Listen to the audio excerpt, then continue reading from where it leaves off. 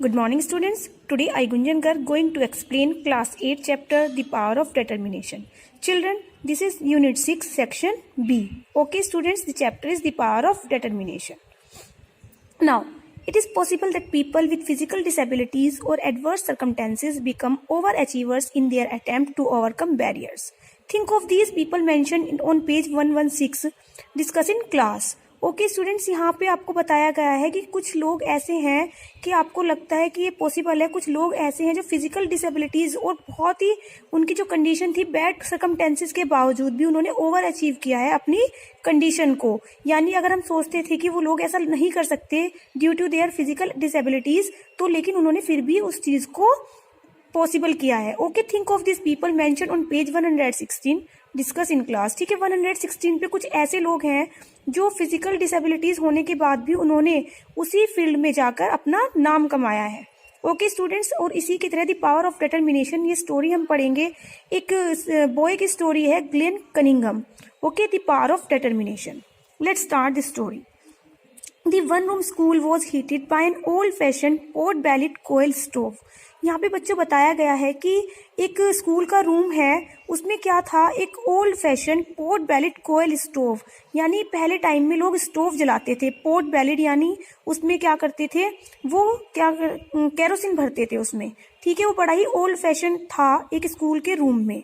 A young boy named Glenn Cunningham had the job of coming to school early each day so that he could use kerosene to start the fire and warm the room before his teacher and his classmate arrived. यहाँ पे एक बच्चा था, Glenn Cunningham एक boy था। ये उसकी job थी कि उसे सुबह में सबसे पहले आना होता था और उसे क्या करना था, केरोसिन का यूज करके उस स्टोव में मतलब फायर को लगाना होता था ताकि जो स्कूल का रूम है वो गर्म हो सके। और ये काम उसे करना होता था टीचर और बच्चों के, उसके क्लासमेट के आने से पहले। One cold morning, someone mistakenly filled the kerosene container he used with gasoline and disaster struck. तो एक दिन क्या होता है बच्चों, एक बहुत ही ठंडी सुबह, मतलब सर्दियों की सुबह थी। उस दिन कोई मिस्टेक से यानी गलती से उस कंटेनर में, उस स्टोव में केरोसिन की जगह गैसोलीन को फिल कर देता है। और वो बच्चा जैसे ही फायर लगाता है तो एकदम क्या होता है, वो डिसास्टर स्ट्रक, वो फट जाता है। वो जो स्टोव था वो फट जाता है। The class and the teacher arrived to find the school house engulfed in flames. तो जब क्लास के बच्चे और टीचर वहाँ पे आते हैं तो वे क्या देखते हैं कि जो स्कूल था वो पूरा मतलब कि आग की पूरी लपटों से घिरा हुआ था। Terrified on realizing that Glenn was inside, they rushed and managed to drag the unconscious boy out of the flaming room, more dead than alive. तो अब वो बच्चों को और टीचर को पता था कि ग्लेन तो पहले आ जाता था, तो वे बड़े ही डर जाते हैं जब उन्हें रियलाइज होता है कि जो ग्लेन है वो अंदर है। और वो क्या करते हैं, वे दौड़ते हैं और कैसे भी मैनेज करते हैं और ड्रैग करके उस अनकॉन्शियस बॉय यानी वो जो बेहोश लड़का होता है ग्लेन, उसको उस जलती हुई जो आग की लपटें थी उस रूम में से बाहर निकालते हैं ड्रैग करके। और ऐसा लगता था कि वो बच्चा मतलब ज्यादातर एक तरीके से वो डेड हो चुका है, उन्हें लग रहा था कि ये शायद मर गया है। He had major burns over the lower half of his body and was taken to a hospital nearby. लेकिन वो क्या देखते हैं, वो बच्चा अलाइव था और उसको क्या होता, मेजर बर्न्स यानी बहुत बुरी तरह से वो जल गया था और मोस्टली उसकी जो बॉडी थी उसका लोअर पार्ट पूरी तरह से जल गया था। तो वो उसको हॉस्पिटल लेके जाते हैं। From his bad and dreadful burn, semi-conscious Glenn faintly heard the doctor talking to his mother. अब अपने बेड पे वो जो बच्चा होता है जो बुरी तरह से जल चुका था, और वो कुछ बच्चा क्या था, सेमी कॉन्शियस यानी वैसे तो वो बेहोश था लेकिन उसे थोड़ा थोड़ा होश भी था। और वो इस बेहोशी की हालत में अपनी मदर की और डॉक्टर की बात सुन लेता है कि डॉक्टर उसकी मदर से बोलते हैं, the doctor told his mother that her son would surely die. तो वो जो डॉक्टर होते हैं उसकी मदर को बोल रहे थे कि जो तुम्हारा बेटा है श्योरली डाई, मतलब ये मर जाएगा, इसकी जो बर्न हुए हैं वो बहुत ही ड्रेडफुल बर्न है। Which was for the best really for the terrible fire had devastated the lower half of his body. और वो बोलते हैं कि अगर मतलब कि ये उसके लिए ठीक भी होगा क्योंकि उसकी जो बॉडी का लोअर पार्ट है वो बुरी तरह से आग से जल चुका है। But the brave boy held on to life. लेकिन वो बच्चा इतना बहादुर था, वो जीना चाहता था। He didn't want to die, वो मरना नहीं चाहता था बच्चा, Glenn Cunningham. Glenn made up his mind that he would survive.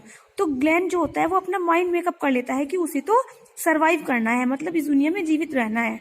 And somehow to the amazement of the physician he did survive. और एक तरीके से कुछ फिजिशियन की वजह से कुछ ऐसा चमत्कार होता है कि वो बच्चा सर्वाइव कर जाता है। Yet when the mortar danger was past, यानी जब वो तो इतना खतरनाक जो टाइम था, ऐसा लग रहा था कि ये बच्चा जिंदा ही नहीं बचेगा, तो वो जो टाइम होता है मोर्टल डेंजर, यानी बिल्कुल जो उसकी क्लोज डेथ जो टाइम था वो गुजर जाता है। He again heard the doctor and his mother speaking quietly, फिर से वो सुनता है उस डॉक्टर की और अपनी मदर की बात जो वो धीरे से कर रहे थे, speaking quietly. The mother was told that since the fire had destroyed so much flesh in the lower part of his body, it would almost be better if he had died, since he was doomed to be a cripple throughout his life with no use at all of his lower limbs. तो वहाँ पे doctor उसे बताते हैं, उसकी mother को, Glenn Cunningham की mother को बताते हैं कि ये बच्चा, तुम्हारा बच्चा जो है ये सरवाइव तो कर गया है, लेकिन फायर ने इसे इतना ज़्यादा डिस्ट्रॉयड कर दिया है कि इसकी जो बॉडी का लोअर पार्ट है, उसके वेस्ट से जो नीचे का पार्ट है, उसका सारा जो फ्लैश जिसे मांस बोलते हैं वो बिल्कुल खत्म हो चुका है। और ये उसके लिए अच्छा भी होता, इससे अच्छा होता कि वो मर ही जाता। और सिंस ही वॉज डूम्ड होता है कि हमारी जिंदगी का लास्ट डे, और वो कहता है ये अपनी जिंदगी के आखिरी दिन तक क्रिपल, जैसे स्नेक क्रिपल करते हैं ना, इस तरह से मतलब रेंगते हुए चलेगा अपनी लाइफ में। ये कभी भी अपने पैरों पे नहीं खड़ा हो जाएगा, क्योंकि इसका लोअर लिम्ब यानी जो इसका जो लोअर पार्ट है वो बिल्कुल खत्म हो चुका है। His mother refuse to let the doctor amputate होता है बेटे बॉडी के किसी पार्ट को बॉडी से अलग करना, लेकिन फिर भी उसकी जो मदर होती है वो मना कर देती है कि मेरे बच्चे का जो ये जो इसकी लेग्स हैं इसको इसकी बॉडी से अलग मत कीजिए। Once more Glenn strength his resolve, एक बार फिर से जो ग्लेन होता है वो अपने अंदर हिम्मत जुटाता है और अपने आप को कन्विंस करता है he would not be a cripple confined to a wheelchair. और उसने सोचा कि नहीं वो ऐसा नहीं होगा कि वो हमेशा क्रिपल नहीं करेगा। वो फिर से अपनी जो उसका डिटर्मिनेशन होती है वो बहुत ही मतलब उसका निश्चय बहुत ही दृढ़ होता है। ही वुड वॉक, और वो अपने मन में ही सोचता है कि वो चलेगा, but unfortunately he had no motor ability.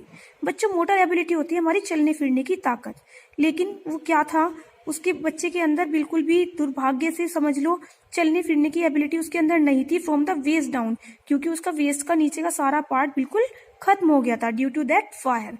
His thin scarred legs just dangled there all but lifeless, उसकी जो टांगे थी मतलब वो बिल्कुल पतली, स्केयर्ड लेग्स मतलब उसमें कोई जान नहीं थी, जस्ट डेंगल्ड ऐसा लग रहा था कि वो बिल्कुल लटकी हुई हैं, बट ऑल लाइफलेस मतलब ये सब कुछ क्या था, बिल्कुल ही लाइफलेस था।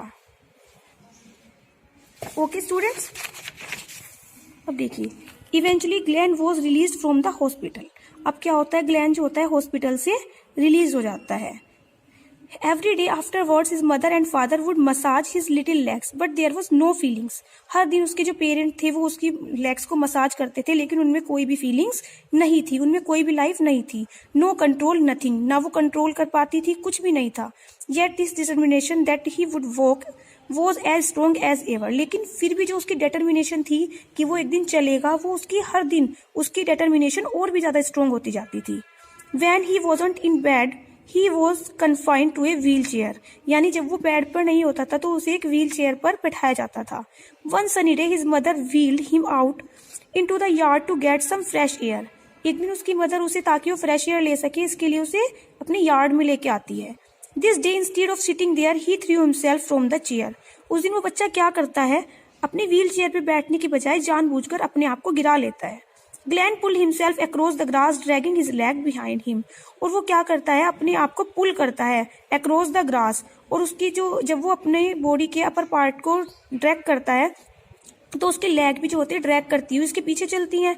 ही worked he way to the white picket fence bordering the yard, तो वो क्या करता है उसकी वाइट पिकेट फेंस होती है बच्चों, fence made of pointed wooden stakes, यानी जो लकड़ी की बनी हुई जो वो उसकी यार्ड का जो बॉर्डर था वो क्या करता है वहां पे कुछ उठने की कोशिश करता है।